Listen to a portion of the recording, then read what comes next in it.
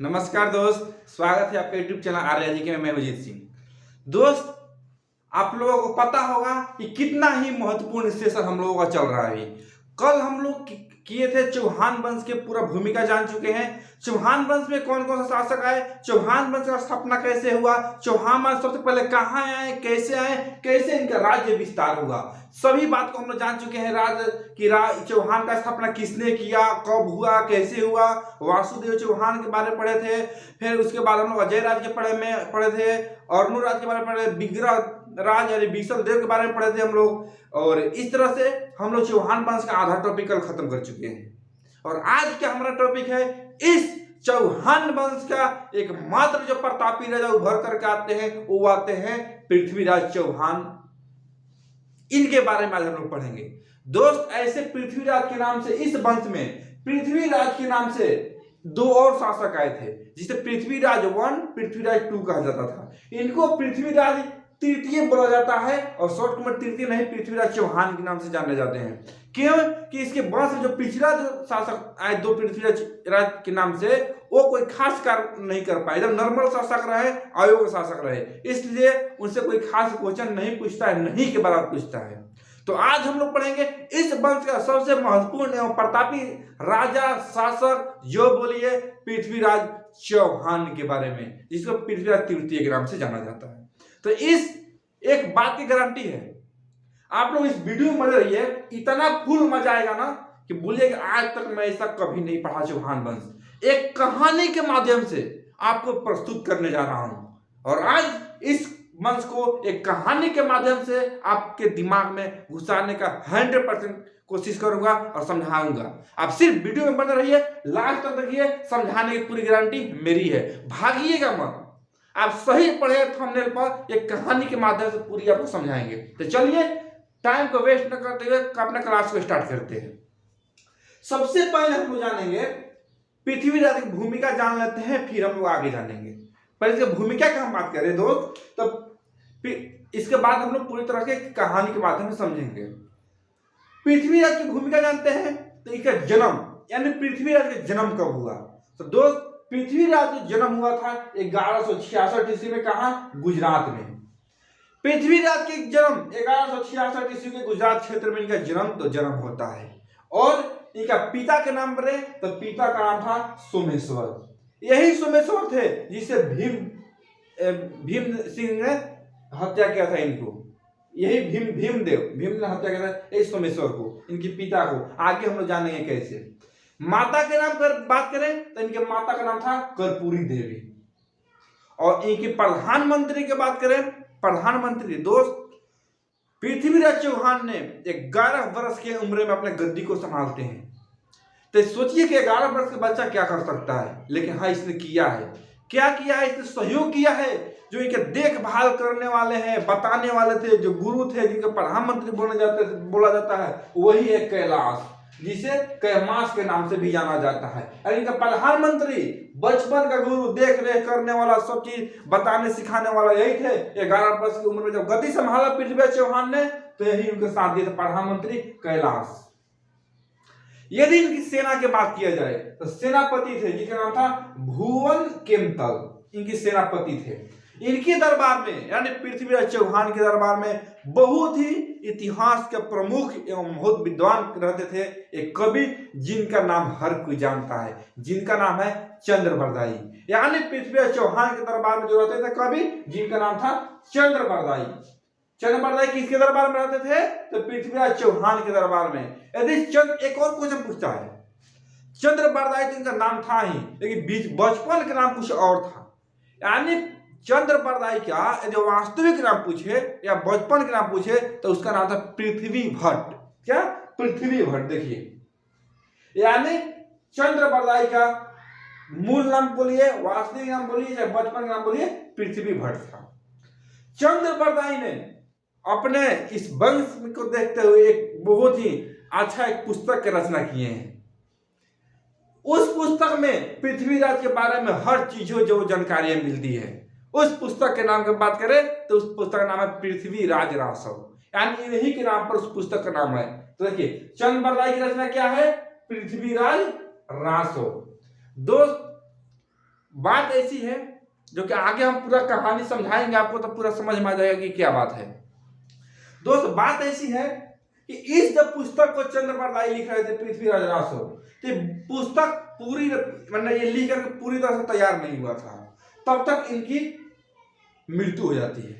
तो उस पुस्तक को यानी 90% लिख लिए थे, 10% जो लास्ट का जो कार्य पूरा किए थे वो किए थे यही इनकी ही बेटे, जिसका नाम था जलहन, जिसे जलहरण के नाम से जाना जाता है। यानी चंद्रप्रलाई ने पृथ्वीराज रासो पुस्तक लिखा और इस पुस्तक को पूरा किया चंद्रप्रलाई के लड़का जलहन, जिसे जलहरण के नाम से जाना जाता है। तो क्लियर है?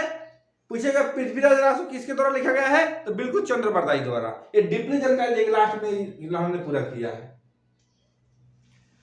इनकी एक घोड़ा थी पृथ्वीराज चौहान के, बहुत ही प्रमुख घोड़ा था। उस घोड़ा की बात करें तो उस घोड़ा का नाम था नाट्यरंभा। यानी पृथ्वीराज चौहान के घोड़े का नाम नाट्यरंभा था। क्लियर है? अब देखिए हम लोग चलते हैं अपने पूरे टॉपिक को लेकर के अच्छा से। दोस्त ये रहा भूमिका, जो कि पूरी तरह से आपको समझ में आया होगा और यहां से क्वेश्चन अक्सर पूछा जाता है, तो इसको आप लोग बिल्कुल याद रखिएगा, दिमाग को नोट रखिएगा, क्योंकि यहां से क्वेश्चन बहुत सारे पूछा जाता है।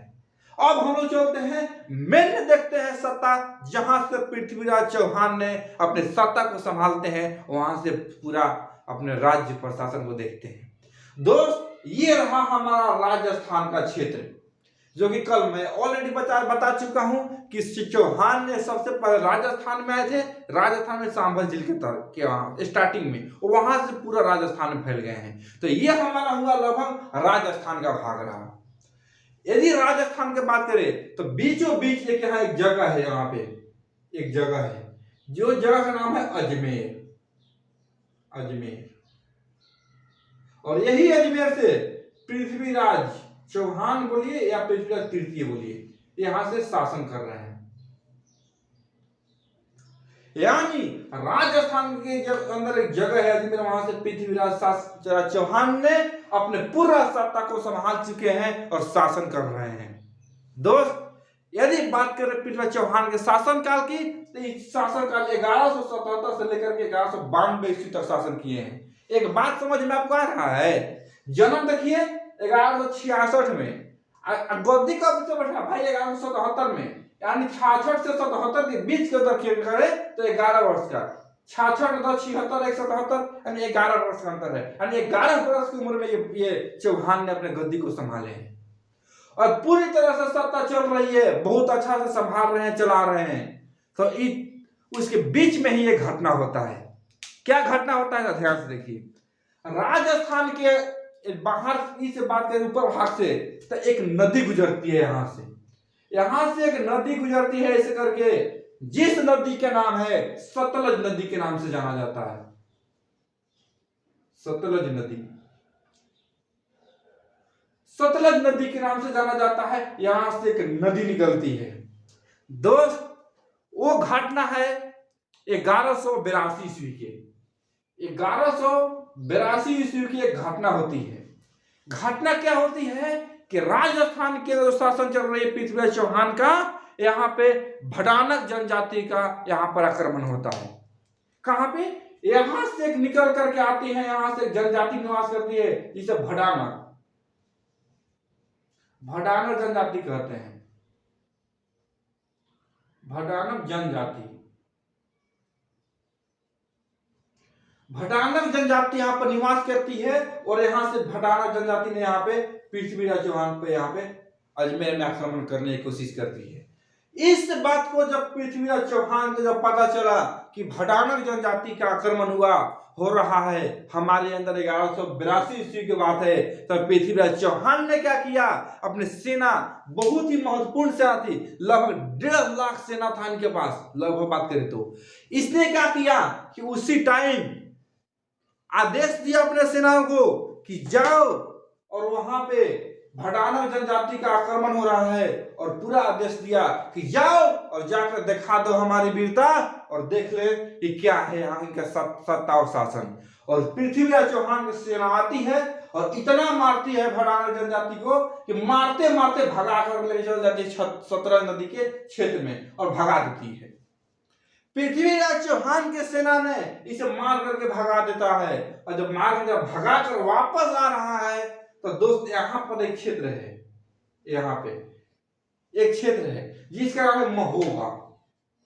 महोबा, लाइट कट गया, 1 मिनट।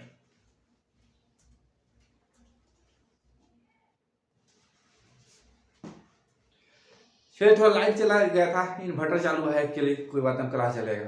तो दोस्त यहाँ पे जब एक जगह है जिसका नाम है महोबा, और महोबा के एक शासक थे जिसका नाम था परमर्दी देवचंदेल।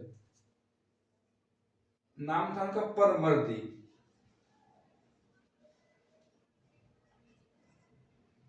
परमर्दी देवचंदेल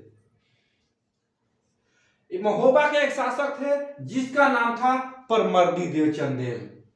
जब पृथ्वीराज चौहान की सेना, ध्यान से समझिएगा, जब भड़ाना जनजाति को भगाकर वापस आ रही थी तो यही वापस रास्ता में महोबा के जो शासक थे परमर्दी देवचंदेल, उनकी सेना इस पर आक्रमण कर देती है। और आक्रमण करती है तो जैसे तैसे उनका सेना तो ऐसा भाग करके निकल करके आ जाती है यहाँ पे अपने अजमेर के क्षेत्र में। क्योंकि देखिए पृथ्वीराज चौहान को सेना को महोबा के शासक परमर्दी देवचंदेल से कोई मतलब नहीं था। वो तो भड़ाना जनजाति को भगा कर वापस आ रहा था। वापस आने के क्रम में यहाँ पे जब सामने आया तो महोबा के जो शासक परमर्दी देवचंदेल, इसकी कुछ सेनाओं ने इसको छेड़छाड़ कर दिया।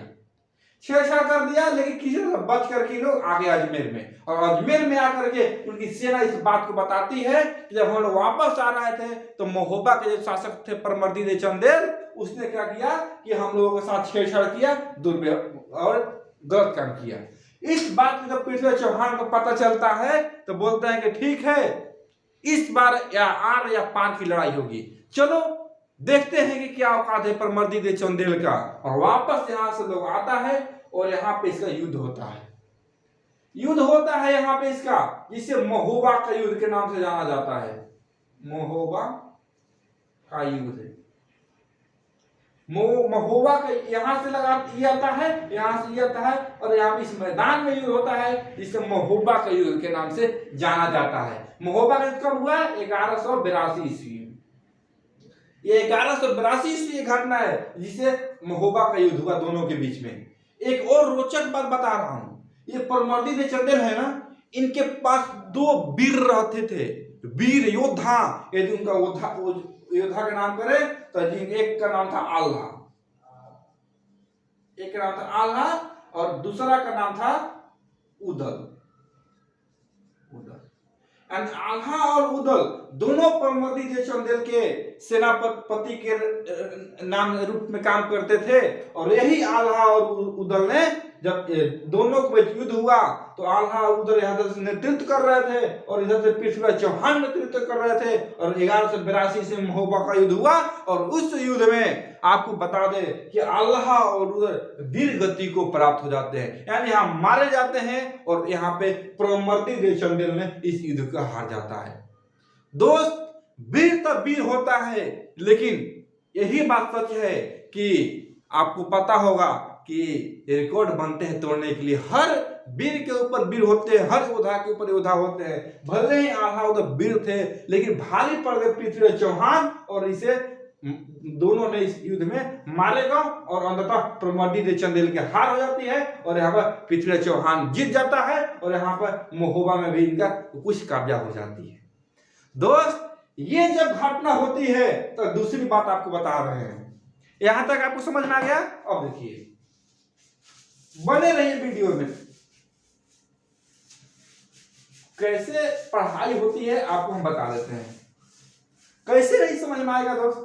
इतिहास कौन सी बड़ी बात है, आप लोग सही से पढ़ते नहीं है, मजा आ जाएगा। देखिए, यहाँ पर एक यहाँ पे क्षेत्र है, यहाँ पे क्षेत्र है जिसका आबू के नाम से जाना जाता है। आबू थे यहाँ पे क्षेत्र आबू के नाम से जाना जाता है। और यहाँ की एक राजकुमारी थी जिसका नाम था इक्षिनी।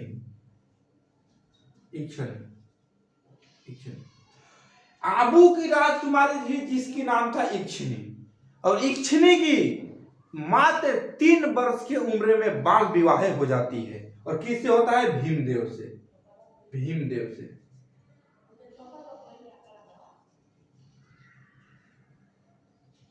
भीमदेव से विवाह हो जाती है। दोस्त, आबू की राजकुमारी थी इक्षिणी, और इक्षिणी के होता है विवाह, जो होता है विवाह है, विवाह हो जाता है भीमदेव से। मात्र 3 वर्ष की आयु में विवाह हो जाती है, जो कि बाल विवाह के नाम से जाना जाता है। ये भीमदेव ने बहुत बहुत ख्वाब, बहुत बहुत सपनों देख रहा था कि हाँ, इक्षिणी राजकुमारी है, उससे मैं शादी करने वाला हूं। और ये भी एक शासक ही था भीमदेव ने। जब ऐसे कि जब पूरा सपना देख रहा था इक्षिणी से मैं शादी के हो गया है, मैं घर नहीं आई थी, सिर्फ विवाह हुआ था, बाल विवाह। फिर क्या हुआ कि इक्षिणी एक ऐसी नारी थी जो अपने आप में हिम्मत रखती थी। आजकल कोई लड़की को देखने में ऐसा नहीं मिलेगा। ये इक्षिणी, इसको कम मत समझिएगा, झांसी की रानी के बहन के नाम से इसको जाना जाता है। ये दोनों हाथ से तलवार चलाने के नाम से जानी जाती है। घोड़ा दौड़ाती थी बैठ करके। बहुत सारे कला, अस्त्र शस्त्र का ज्ञान था इक्षिणी के पास। और इसने भी एक बहुत वीर, अपने आप में वीर समझती है, रियल में थी भाई, इसमें इतना सारा ज्ञान कला था। लोग जानते हैं ना कि जो जिस लेवल में होता है उसी लेवल में सोचता है जाने के लिए, और उसी लोग को पसंद करता है। इसने इक्षिणी क्या की कि पूरी बातों को पता चला पृथ्वी चौहान के बारे में इक्षिणी को। तो अरे, एक पृथ्वी चौहान है जिसको यहाँ पर परमोदी चंदेल राजा थे, आल्हा वो दोनों वीर गति प्राप्त हो गए, भडाना जनजाति का अंत किया, बहुत प्रचार चल रहा है, बहुत जाने माने योद्धा और बहुत प्रतापी शासक है। इस बात को देखते हुए इक्षिणी क्या भी कहा चला गया ध्यान? पृथ्वी चौहान के ऊपर। चौहान के ऊपर चला गया और वहां पे एक पत्र लिखती है, पृथ्वी चौहान को संदेश भेजवाती है विवाह करने के लिए। संदेश भेजाती है। पृथ्वी चौहान जब इस संदेश को सुनते हैं तो जैसे बोलते हैं ना कि भाई, रसगुल्ला राम किसको नहीं मन भाएंगे, या रसगुल्ला किसको नहीं अच्छा लगता है, वही बात। ये जब प्रपोजल आती है, इस प्रपोजल के पृथ्वी चौहान एक्सेप्ट करते हैं, और अंततः पृथ्वी इक्षिणी ने और पृथ्वी चौहान की शादी हो जाती है। शादी हो जाती है। इसके बाद भीमदेव बोलता है, अरे ये क्या हुआ? मेरा बचपन का प्यार, मेरा पत्नी, मेरा सब चीज वही थी, और ये तो दूसरे के साथ शादी कर रही, दूसरे के साथ चली गई। मैं पृथ्वी चौहान तुझे नहीं छोड़ूंगा। पृथ्वी चौहान बोला, आजा आजा, नहीं छोड़ेगा, दिखा देते हैं। अंततः हम बेचारे रो गार के ये रह गया भीमदेव, और अंततः इससे विवाह हो जाती है। दोस्त, यहां विवाह हो जाती है। इसके बाद क्या होता है कि ये लोग यहाँ पर आकर रहने लगता है। क्लियर है? यहां तक आपको समझ में आ गया होगा कि क्या हुआ, क्या कैसे घटना हुआ। यानी 1182 ईस्वी बहुत महत्वपूर्ण है। 1182 ईस्वी में इसने भडाना जनजाति का अंत किया, परमर्दी देवचंदेल को हराया, इससे विवाह भी किया। दोस्त, अब हम आगे आपको समझाते हैं आगे की कहानी। देखिए, यहां तो समझ आपको आया होगा। देखिए, इसके बाद जो घटना होती है ना, वो भी बहुत दर्दनाक घटना होती है। आप सिर्फ इसमें बने रहिए, फिर मैं आपको समझाता हूं।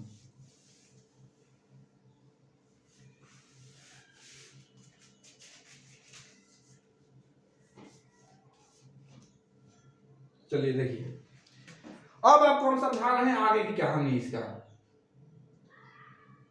दोस्त, राजस्थान, आप लोग पता होगा कि जस्ट राजस्थान के बगल में एक यहाँ पे एक क्षेत्र है जो है कि दिल्ली। यहाँ पे एक दिल्ली क्षेत्र है, दिल्ली। पृथ्वीराज चौहान, अब यहाँ से दूसरी कहानी होती है। यहाँ तो घटना घट गया, काम हो गया इनका। दूसरी एक बात ये होती है, कहानी स्टार्ट होती है, ध्यान समझिएगा, पूरा क्वेश्चन कवर आएगा, पूरा क्वेश्चन समझना है आपको। इस टॉपिक से आने वाला एक भी नहीं छूटेगा।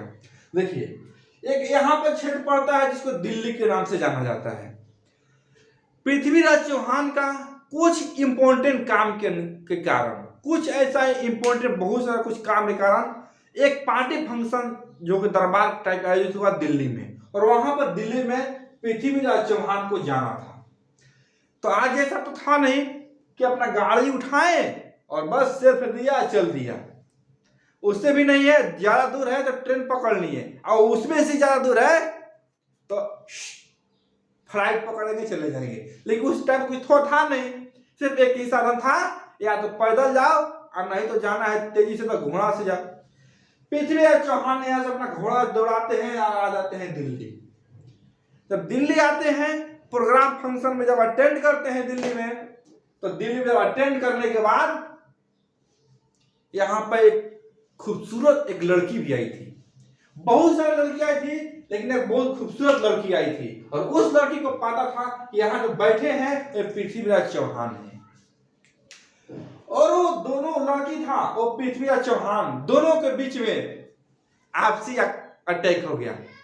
कैसा अटैक? आंखों से, जैसे बोलते हैं ना कि आंखियां चुरा के आंखियां मिला के कैसे हुआ जादू, कैसे कुछ गाना है, वही हाल हो गया।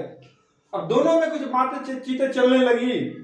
तो बातें चीतें चलने के बाद भाई पृथ्वीराज चौहान बोले कि चलो तो ठीक है, अरे भाई अपना पहले नाम तो बता दो कि तुम्हारा नाम क्या है। तब ये लड़की बोली कि मेरे नाम संयोगिता है। क्या? संयोगिता। संयोगिता नाम बताती है। बोला कहाँ के रहने वाली हो? तो संयोगिता बताती है कि मेरा यहाँ क्षेत्र है कन्नौज, मैं कन्नौज की रहने वाली हूँ।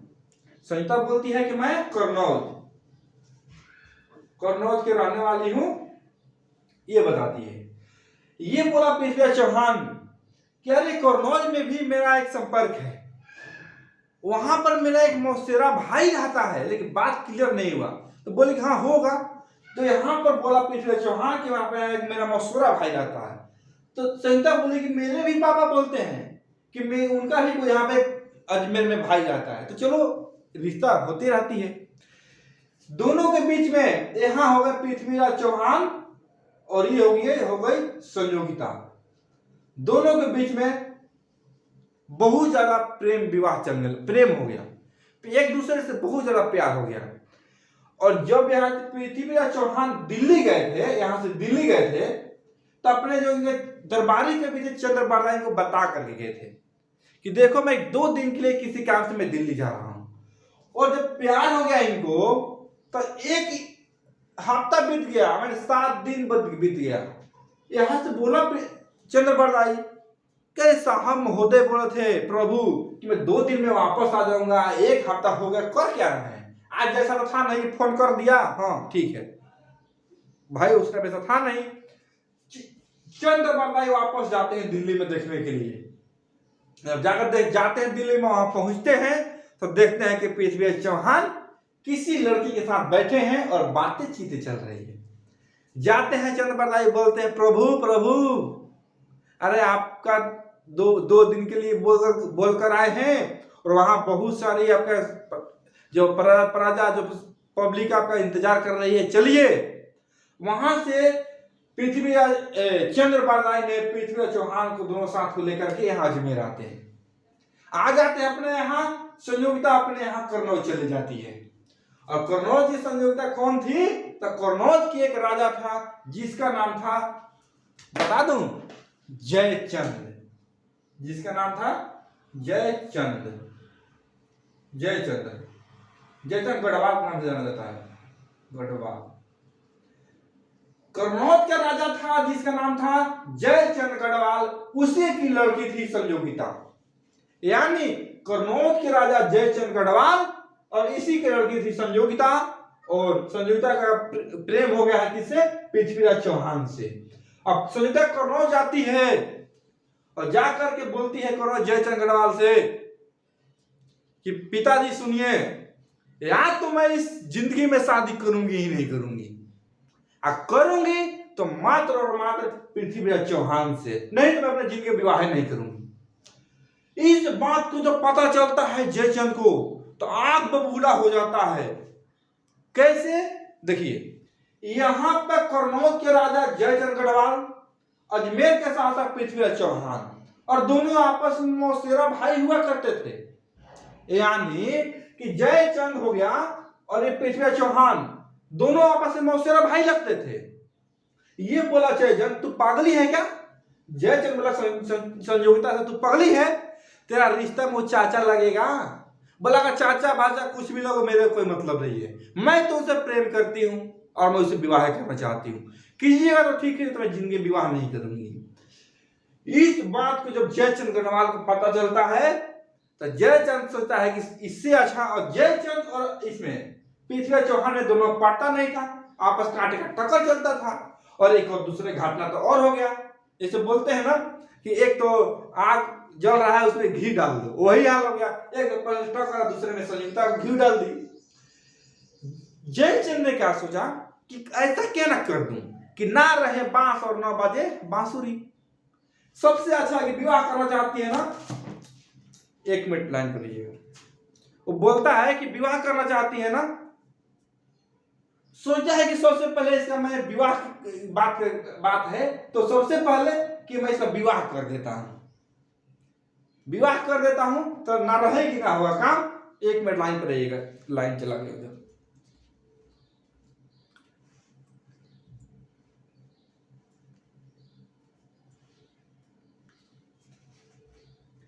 चलिए दोस्तों, कुछ लाइट में इन्वर्टर को बटन ऑफ था। चलिए, इसने क्या बोला कि एक काम करते हैं कि ना रहे बांस और ना बाजे बांसुरी। वही काम करते हैं कि सबसे पहले ये संयुक्ता पागल हुई है शादी करने के लिए ना, सबसे अच्छा सही तक हम शादी कर देते हैं तो हो जाएगा, तो काम खत्म हो जाएगा।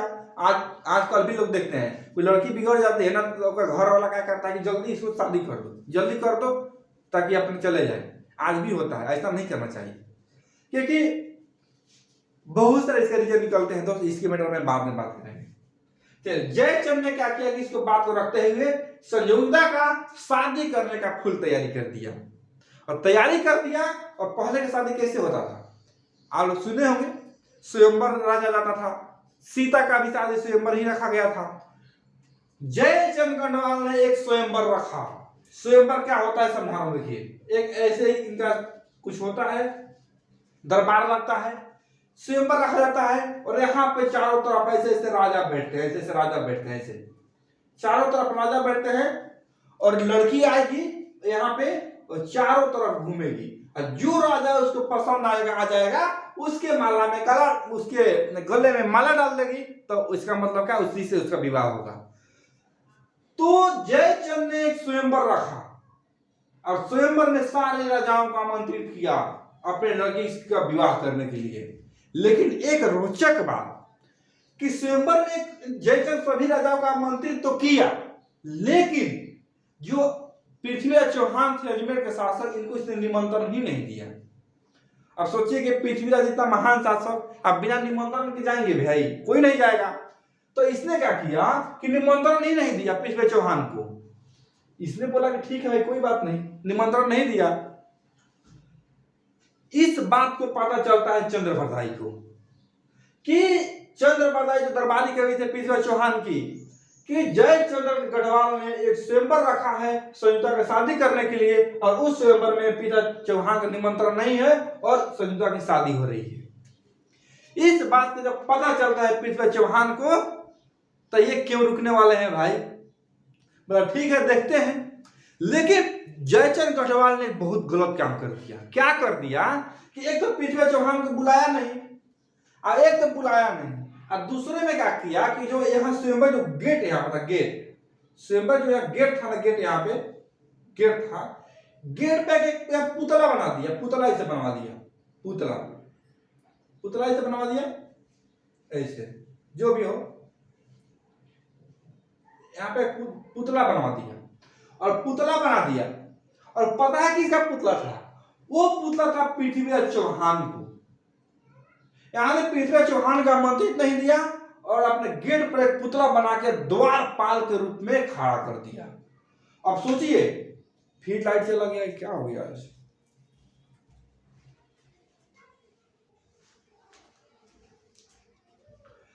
दो साल थोड़ा लाइट के ज्यादा ही प्रॉब्लम है, कोई बात नहीं, क्लास चलता रहेगा, थोड़ा वेट डिस्टर्ब होता है। अब देखिए, पुतला बना दिया, तो एक तो आमंत्रित नहीं किया पृथ्वीराज चौहान को, और दूसरा पृथ्वीराज चौहान को द्वारपाल के रूप में खड़ा कर दिया। अब सोचिए कि जो लड़की जिस व्यक्ति से प्यार करती हो इतना ज्यादा, और उसका पुतला बना के द्वारपाल के रूप में खड़ा कर दिए, तो कितनी अपमान होगा संयुक्ता के। संयुक्ता देखी, एक तो पृथ्वीराज चौहान को बुलाया नहीं, दूसरे में उसको बेइज्जत कर दिया, द्वारपाल के रूप में द्वारपाल के रूप में खड़ा कर दिया। यहाँ पे संयुक्ता को बुलाया जाता है, स्वयंवर के अंदर संयोगिता आती है और बोला जाता है कि अपना जो भी पसंद है, जो भी राजा, आप उससे विवाह कर लो माला डालकर। जयचंद गढ़वाल खड़ा रहता है, संयोगिता चारों तरफ घूमती है, घूमते घूमते, और पता है क्या की घूमी ऐसे, घूमते घूमते घूमते घूमते ऐसे आकर के, और जो पुतला था पृथ्वीराज चौहान के, उस पुतला में माला डाल दी। गजब। अब ये पता चला जयचंद गढ़वाल को कि अरे इतनी राजा था, कोई पसंद नहीं आया तो पुतला में क्यों माला डाली। बोले कि हाँ, मैं जब भी विवाह करूंगा तो पृथ्वीराज चौहान से ही करूंगा, दूसरे से नहीं करूंगी, भले मर क्यों ना जाऊं। और जैसे ही माला डालती है तब तक पता तो रहता है पृथ्वीराज चौहान को, तब तक घोड़ा दौड़ा करके आकर के यहाँ आ जाता है, और भारी स्वयंवर लगी हुई है। देखता है पृथ्वीराज चौहान का पुतला भी लगी हुई है, और यहाँ से स्वयंवर में आकर के और संयुक्ता को यहाँ से उठा करके घोड़ा पर बैठा करके वापस लेके आ जाता है अजमेर में। दोस्त, मैं एक मूवी देखा था हाल ही 6 महीना पहले, एक अक्षय कुमार का मूवी आया, मूवी का नाम है सम्राट पृथ्वीराज चौहान। उसमें अक्षय कुमार है और संयोगिता का रोल किया है चिल्लर नाम के एक्ट्रेस है। चिल्लर ने संयोगिता का रोल किया है। गजब को उसमें देखिएगा मूवी, मजा आता है। जब उठाकर घोड़े पर लेकर आता है अक्षय कुमार ना, सिर्फ वही सीन दिखाता है इसका, मजा आता है। देखिएगा, बहुत अच्छा बनाया है मूवी ने। तो यहाँ से वापस लेके आ जाता है और यहाँ पे विवाह कर लेता है। दोस्त, इसके पहले यदि पृथ्वीराज चौहान की बात करें तो अपने जिंदगी में टोटल इसने 16 विवाह किया है पृथ्वीराज चौहान ने। और जो 16वां विवाह हुआ था, यही 16वां विवाह संयोगिता से हुआ था। यानी इसके पहले 15 विवाह हो चुके थे इसका, जो कि महत्वपूर्ण दो है, एक इक्षिणी से जो बताया और दूसरी संयोगिता से, और सब नॉर्मल था। तो टोटल अपने जिंदगी में 16 विवाह किए थे, और ज्यादा जिए भी कितना थे। तो 26 वर्ष की आयु में इनका मृत्यु होगी, 26 में इनका मृत्यु हो गया था। पृथ्वीराज चौहान को 26 वर्ष की आयु में मृत्यु हो गया था, और उसके पहले 16 शादियां किए थे। और देखिए, वीर भारती की तरह आते हैं और यहाँ से स्वयंवर में से संयुक्ता को लेकर के चले आते हैं। इस बात को देखते हुए जयचंद गढ़वाल, एक तो पहले दुश्मनी, दूसरी में लड़की से विवाह, तीसरे में लेकर भगाया, यहाँ से बहुत सारी घटना हुआ। इसको देखते हुए जयचंद और पृथ्वीराज चौहान में बहुत ज्यादा बिखराव होकर टक्कर हो गया। और टक्कर हो गया तो क्या हुआ भाई, तो अब देखिए टक्कर में क्या होगा। देखिए, अब हम बताते हैं आपको।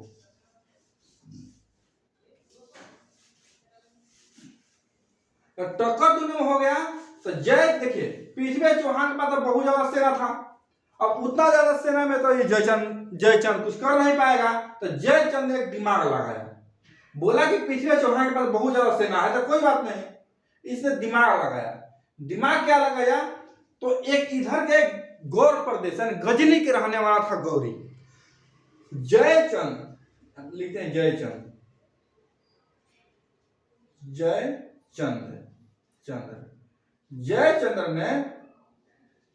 जयचंद्र ने यहाँ था गौरी जो कि गजनी का रहने वाला था। जयचंद ने आता है और गौरी से आकर मिलता है। पृथ्वीराज चौहान से जयचंद बदला लेने के लिए आता है, गौरी से जाकर के मिलता है, और गौरी को बोलता है कि सुनो गौरी, तुम मेरे साथ दो और हम लोग दोनों मिलकर के पृथ्वीराज चौहान को हराते हैं, और हारने के बाद आपको मैं दिल्ली दे दूंगा और अजमेर भी आधा दे दूंगा, और हम लोग राजी करेंगे, लेकिन इसको हराना है। पृथ्वीराज गौरी बोला चलो ठीक है, अच्छी बात है, इसको क्या दिक्कत था भाई। लेकिन गौरी जब पता किया कि पृथ्वीराज चौहान के पास 1.5 लाख सेना है और गौरी के पास मात्र 15-20 हजार, इसके पास भी 10 हजार, बोला कि उसके 1.5 लाख सेना का आगे हम लोग 30 हजार का सेना क्या कर पाएगी, भाग यहां से, तो मेरे को पागल बना रहा है, वो मेरे को मरवाना चाहता है पृथ्वीराज चौहान से, मैं नहीं जाऊंगा। इसने बोला कि सुनो, पूरी जानकारी हम देंगे, आप ट्राई तो करो एक बार। गौरी ने बात मान करके चलो ठीक है ट्राई करते हैं। तो जय गौरी, मोहम्मद गौरी, गौरी आप प्लस जयचंद, जयचंद दोनों आपस में मिल गए और यहां से पृथ्वी चौहान, और दोनों मिलकर के आपस में आप आक्रमण कर दिए। आक्रमण कर दिए जहां पे एक मैदान है हरियाणा का क्षेत्र में, जिसका नाम है तराइन। तराइन का मैदान में आक्रमण हुआ। यह बात है 1191 ईस्वी के। सन 1191 ईस्वी में तराइन के युद्ध में तराइन के मैदान में दोनों के बीच आपसी आक्रमण होता है, और ये फर्स्ट आक्रमण था, फर्स्ट तराइन के मैदान में। यानी कि पृथ्वी चौहान, गौरी प्लस जयचंद मिल करके तराइन के मैदान में 1191 ईस्वी में तराइन का युद्ध होता है। यानी तराइन का फर्स्ट युद्ध 1191 ईस्वी में किसके बीच? तो अजमेर का पृथ्वी चौहान और जयचंद प्लस गौरी के बीच में युद्ध होता है। इसमें गौरी के बीच ही बोली, जयचंद तो साथ हिस्सा दे रहा था। युद्ध होता है और इस युद्ध में पृथ्वी चौहान जब आते हैं तो इतनी शान भारी सेना लेकर के और देख करके और आक्रमण होता है, और डर करके कुछ लोग मारे भी गए थे, और गौरी डर करके भाग जाता है और भाग कर क्या करता है कि वापस फिर से इस युद्ध की तैयारी करता है गौरी ने। और एक देखिए तराइन का पहला युद्ध तो हो गया 1191 ईस्वी में पृथ्वी चौहान और गौरी के बीच में। इस युद्ध में गौरी का हार हो जाता है और हार करके भाग जाता है, और इस युद्ध को फिर से 1 साल के बाद वापस दोहराता है, वापस आता है फिर गौरी। 1 साल के बाद तो 92 हो गया ना, 92 में आता है फिर से। तो 92 फिर से आता है, और ये हो गया दूसरा युद्ध, ये हो गया सेकेंड। वो हो गया एक तराइन का फर्स्ट युद्ध, और ये हो गया तराइन का सेकेंड बेटा। 1192 में तराइन के मैदान पर दूसरा युद्ध होता है, और इस युद्ध को जब इधर से आक्रमण दोनों होने लगती है, जयचंद गढ़वाल साथ दिया करता था, तो एक इसका सेनापति था पृथ्वी चौहान का, जिसका नाम था सोमेश्वर। इसने क्या किया, इसका सेनापति, कि जैसे होता है ना बहादुरी, जो दिखावा भी बहुत लोग करते हैं। जब पृथ्वी चौहान जो सेनापति था सोमेश्वर, उसने क्या किया कि बहुत ज्यादा मतलब एक सेनापति तो बहुत सारे थे, लेकिन एक का नाम था सोमेश्वर। उसने घोड़ा दौड़ा रहा है, घोड़ा इधर उधर पूरा दौड़ा रहा है पूरा। तो पृथ्वी चौहान बोला कि अरे युद्ध स्टार्ट नहीं हुआ है, तो घोड़ा इधर क्यों दौड़ा रहा है, आगे बढ़ जाए जरा आराम से, ठीक से नहीं बढ़ सकता है क्या? थोड़ा सा दुख लग गया, तकलीफ लग गया। तकलीफ लगने के बाद पृथ्वी चौहान और उसमें तूतू में हो गया। तो ये बोल रहा है इसका सेनापति, वो मैं जब बोलो तो मैं भाग जाऊंगा तो आपके पास से। चौहान बोला ठीक है भाग जाओ, तुम्हारा मर्जी। अब भाई जोश में लोग होश गवा दिया, और यही इसका वीकनेस पॉइंट हो गया। और उसका सेना भाग करके और कहा कहीं दूसरा जगह नहीं जाता है, आकर के सीधे इधर मिल जाता है, जयचंद के पास चले जाता है, और जयचंद गौरी से जाकर मिल जाता है। और जितना पृथ्वी चौहान जो खुफिया जानकारी था ना, पूरा अंदरूनी जानकारी सभी जानकारी बता देता है। और बताने के बाद कोई इतिहासकार को यह मानना है कि इसने जानकारी बता दिया है। तो जब होता है जानकारी, और ऐसे भी देखिए ये युद्ध था ना कंटिन्यू नहीं चलता था, चलेगा शाम को, सुबह नहीं चलेगा, सुबह चलेगा, शाम नहीं चलेगा, 2 घंटा चलेगा, फिर 2 घंटा रेस्ट का, ऐसे चलता था। यहां पर आकर के तराइन के मैदान में पृथ्वी चौहान का सेना है, इधर गौरी का सेना है। दोस्त बात है क्या कि 1192 दूसरा युद्ध हो रहा था, तो गौरी ने धोखे से इसकी सेना पर आक्रमण किया पृथ्वी चौहान का। कैसे धोखे? तो दोनों तरफ देखिए तराइन का मैदान हो गया, इधर पृथ्वी चौहान का सेना, इधर गौरी का सेना, दोनों आराम से विश्राम कर रहा है। युद्ध के ऐलान नहीं हुआ अभी, मतलब युद्ध हुआ बंद हो गया, तो ऐलान होता था कि चलो फिर से आ जाए। तो युद्ध होता था, बंद होता था, युद्ध बंद था। उसी टाइम मोहम्मद गौरी ने धोखे से, कुछ इतिहासकार का कहना है कि 4 बजे सुबह, कितना 4 बजे सुबह 4 बजे सुबह में गौरी ने आक्रमण कर देता है किसके? पृथ्वी चौहान की सेना पर। उस टाइम पृथ्वी चौहान की सारी सेनाएं सो रही थी, दूध, क्योंकि युद्ध के ऐलान तो था नहीं, तो पूरा सेना सो रहा था किसका, पृथ्वी चौहान का। और उसी टाइम सोने के टाइम आक्रमण कर दिया। तो आपको पता होगा, पता है दोस्त, कि सोया हुआ आदमी मरा हुआ आदमी के बराबर है। उसने आक्रमण कर दिया और आक्रमण करके पूरा तेल उल पेट्रोल छिटवा दिया, छिटवा कर आग लगा दिया और आक्रमण करके और पृथ्वी चौहान को वहां से बंदी बना लिया। और पूरा सेना सोया है, पृथ्वी चौहान भी सोए थे। और उसी टाइम पूरा धीरे धीरे पूरा पेट्रोल छोड़कर छिट दिया और सलाई बार करके आक्रमण कर दिया और पृथ्वी चौहान को वहां से बंदी बना लिया। धोखे से आक्रमण किया। इस बात को मैं एक मूवी जो भी बताया, सम्राट पृथ्वी चौहान मूवी है, जो कि अक्षय कुमार की है, किलर की हीरोइन है। उस मूवी में भी दिखाया गया है, जो कि मैं मूवी देखा हूँ 2023 में, पिछले साल वो मूवी आई थी। उस मूवी में भी यही दिखाया गया है कि सुबह में गौरी आक्रमण करता है और आग लगा देता है पूरा सेना के चारों तरफ, और पृथ्वी चौहान को वहां बंदी बना लेता है। और बंदी बना करके और गौरी ने वापस गजनी लेकर चला जाता है। अब देखिए क्या होता है, यहां इसको मिटाते हैं। तराइन का द्वितीय युद्ध कब हुआ, 1192 ईस्वी में, किसके बीच, तो गौरी और पृथ्वी चौहान के बीच। बंदी बना करके कहा, गजनी लेकर चला जाता है। गजनी किसको, पृथ्वी चौहान को। पृथ्वी चौहान कैसे उठाया, गजनी लेके चला गया, कौन, गौरी। गौरी गजनी लेके चला जाता है। अब गजनी लेके जाता है और क्या करता है कि ले जाकर के इनके साथ दुर्व्यवहार करता है और पृथ्वी चौहान का आंखें फोड़ देता है। देखिए कितना गलत, मतलब कैसा इंसान था ये गौरी। गौरी ने क्या किया कि गजनी ले गया पृथ्वी चौहान को, वहां पे इनकी आंखें फोड़ देती है। ये सब जानकारी चंद्र बरदाई द्वारा लिखा गया पुस्तक पृथ्वीराज रासो में, इसके पूरे जो भी मैं बता रहा हूं, ये चंद्र बरदाई द्वारा लिखा गया पुस्तक पृथ्वीराज रासो के अंतर्गत मैं पूरा बात आपको बता रहा हूं। देखो बुक भी है मेरे पास, मैं ऑलरेडी पहले से उसको मैं बुक को लेकर रखा हूं। तो पृथ्वीराज रासो बुक में ये लिखा गया है कि गौरी ने गजनी लेकर चला जाता है और पृथ्वी चौहान के दोनों आंखें फोड़ देता है। इस बात जब जानकारी होता है चंद्र बरदाई को, तो चंद्र बरदाई उठता है और वापस गजनी चले जाता है। देखता है कि पृथ्वीराज चौहान, यानी पृथ्वी चौहान की आंखें फोड़ दी है गजनी ने, और यहाँ पे उनके साथ दुर्व्यवहार हो रहा है। इस बात को देखते हुए वहां पर एक, जब ऐसे चल रहा था तब गजनी, गौरी था बैठा हुआ। चंद्र बरदाई ने बोला गौरी से, ए गौरी, धोखे से आक्रमण करके और अपने आप की वीर मत समझ।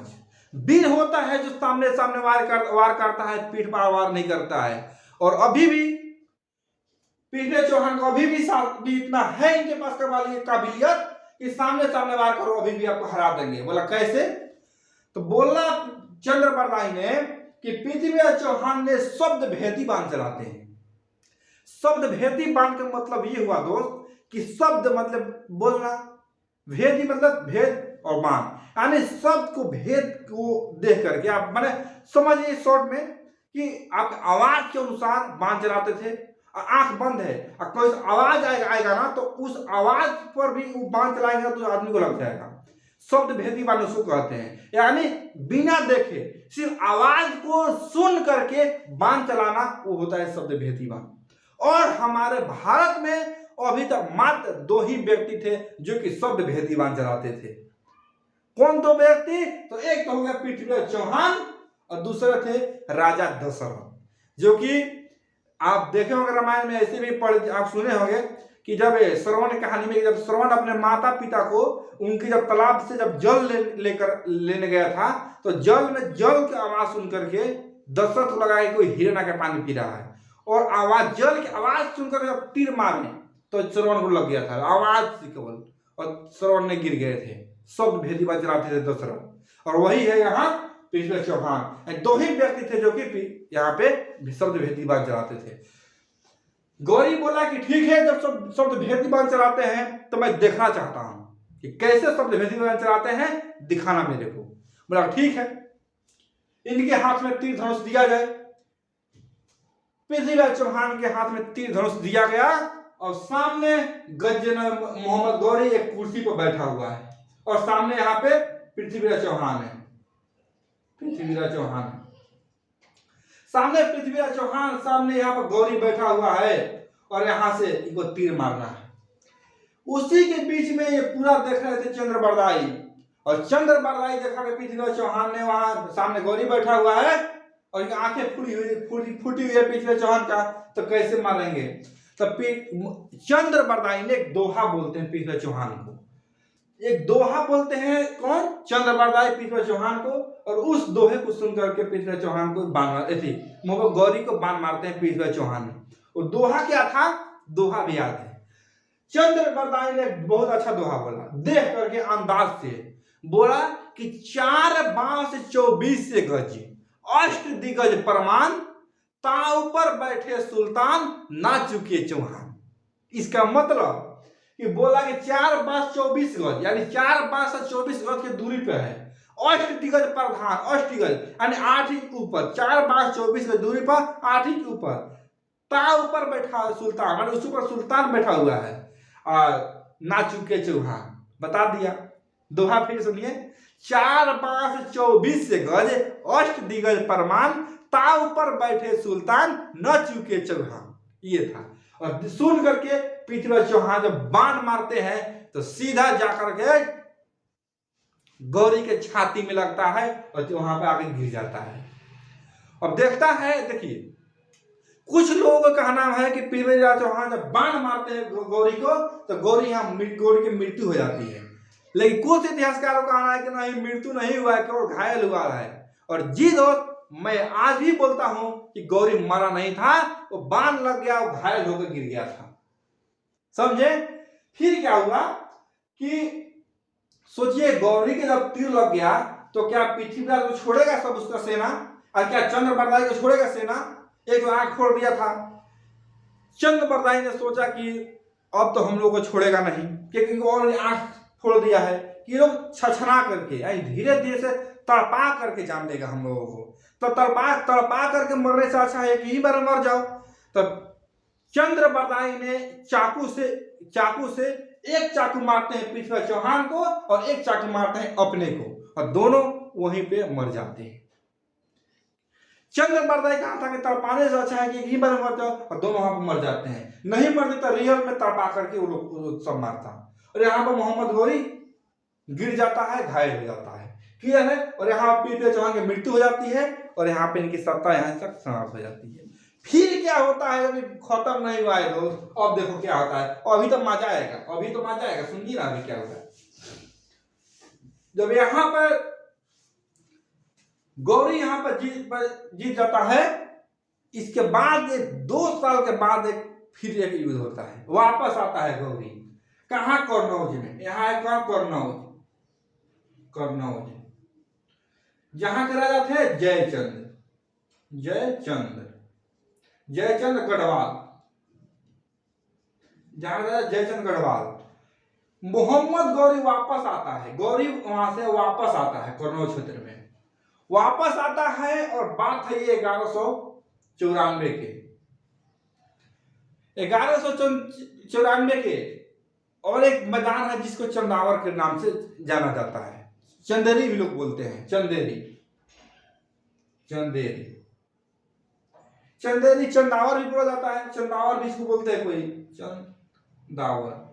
चंदावर ही है। 1194 में चंदावर, जगह चंदावर 1194 ईस्वी में चंदावर का युद्ध होता है। किसके बीच में, गौरी एवं जयचंद के बीच में। गौरी बोला कि सुन भाई, तूने तो वादा किया था जयचंद कि पृथ्वीराज चौहान को हरवा दो, मारो, तुम हम दे देंगे अजमेर और दिल्ली दे देंगे, लेकिन अजमेर और दिल्ली नहीं, आधा अजमेर नहीं, पूरा हमको चाहिए। बोला कि तू कैसा दगबाज है यार। जयचंद बोला तू कैसा दगबाज है गौरी कि मैं तुमको साथ दिया और तुम मेरे साथ धोखा कर रहे। बोला कि सब दे दो, तू कैसा धोखाबाज है। तो गौरी बोला कि धोखाबाज मैं नहीं हूं, धोखाबाज तो जयचंद तू है। जब तूने, तेरा लड़की का शादी हुआ चौहान से, यानी खुद अपना तू दामाद को मरवा सकता है, खुद अपना मौसेरा भाई को मरवा सकता है, खुद अपना लड़की को तू विधवा कर सकता है, तो मेरा तो क्या होगा जयचंद। जब तू अपने आप को खुद नहीं, जब पृथ्वी चौहान को नहीं हो सका मौसेरा भाई को होकर के, तो मेरा क्या होगा? नहीं, मेरा नहीं हो सकता है तो मैं तुमको खत्म करूंगा। और लो जयचंद तो पागल कि साला जिसके चक्कर में मैं सबको मरवा दिया, जो मैं चाहता था, और तो वापस मेरे को ही मेरे अटैक कर दिया। और गौरी ने जयचंद पर अटैक करके जयचंद को यहाँ पराजित कर देता है। 1194 में चंदावल को युद्ध होता है।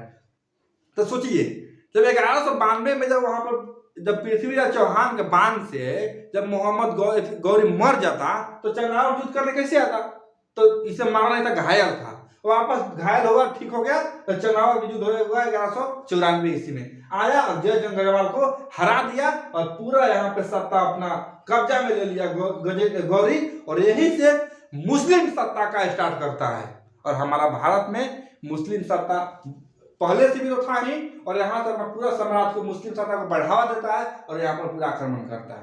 तो दोस्त, इससे आप लोग क्या सीखे कि जयचंद कितना बेवकूफ वाला काम किया कि अपने भाई से बदला लेने के लिए अपना भाई दूसरा जो कि अजनबी था, ये कहा विदेश का रहने वाला, गजनी का रहने वाला गौरी, उससे मिला अपने भाई को मरवाने के लिए, भाई को मरवा दिया, यानी अपना मौसेरा भाई को मरवा दिया, अपने इसका लड़की से शादी किया था यानी अपने लड़की को विधवा बना दिया। इतना सारा नीच काम किया अपने ही भाई के साथ, तो क्या गौरी गलत काम किया है? नहीं, गौरी सही काम किया है जयचंद के साथ। इसलिए बहुत लोग यहाँ पर लेते हैं कि देखो भाई, इतिहास में दो एक ही का नाम मिलता है दगबाज में, एक जयचंद बहुत दगबाज था, तभी तो जाकर ये मारा गया। गौरी सत्य बोला है कि जब अपने आप को तू नहीं होगा तो मेरे को क्या होगा? तुम जब अपने आप को तू भाई को नहीं हो सका मरवा दिया, तो मेरे का नहीं हो सकता। और यहाँ पे गौरी पूरा जीत 1194 ईस्वी में युद्ध होता है, यहाँ पर जीत जाता है। ये ऐसा रहा हमारा चौहान वंश, और आज यहाँ से चौहान वंश की समाप्ति होती है। दोस्त, मेरे को उम्मीद है कि आपको बहुत ही अच्छा लगा होगा, बहुत ही अच्छा लगा होगा ये स्टोरी आपका, और इससे जुड़े हुए हर क्वेश्चन आपको अच्छा से समझ में आया होगा। दोस्त, अच्छा लगा तो इस वीडियो को लाइक करें, कमेंट करें, दोस्तों में शेयर करें, ताकि सभी लोग पढ़ेंगे। और कल हम लोग नेक्स्ट क्लास में मिलेंगे, अगला क्लास लेकर आएंगे। तब तक जय हिंद।